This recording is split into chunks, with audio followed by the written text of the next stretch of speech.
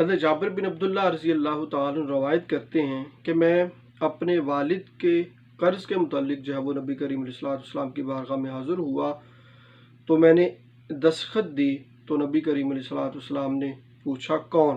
تو میں نے جواب دیا میں۔ تو نبی کریم علیہ السلام نے فرمایا میں کون؟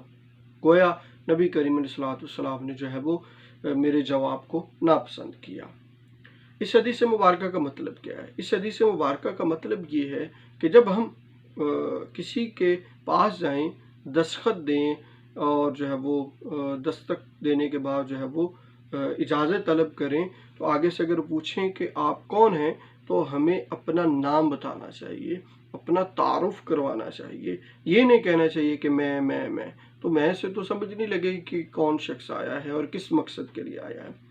اسی طرح اگر ہم کسی کو کال کر رہے ہیں اور آگے سے جو ہے وہ کسی نے جو ہے وہ کال پک کی ہے اور اگر وہ پوچھتا ہے کہ آپ کون اور آگے سے کہیں جی میں ہوں، تو ہمیں یہ بتانا چاہیے کہ اپنا نام بتانا چاہیے، اپنا تعارف کروانا چاہیے، کس مقصد کے لیے کال کی ہے وہ مقصد بتانا چاہیے۔ ہمارا ایک عجیب رویہ ہے کہ اگر کوئی جاننے والا بھی یہ شخص پوچھ لے، اگر ہم کسی سے اجازت طلب کر رہے ہیں، کسی کے گھر گئے ہیں کہ کون، تو آگے سے کہتے ہیں کہ اچھا اب ہم کون ہو گئے ہیں۔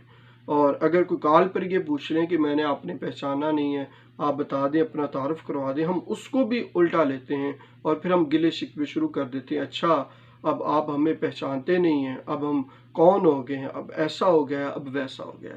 تو یہ رویہ جو ہے وہ بالکل غلط ہے۔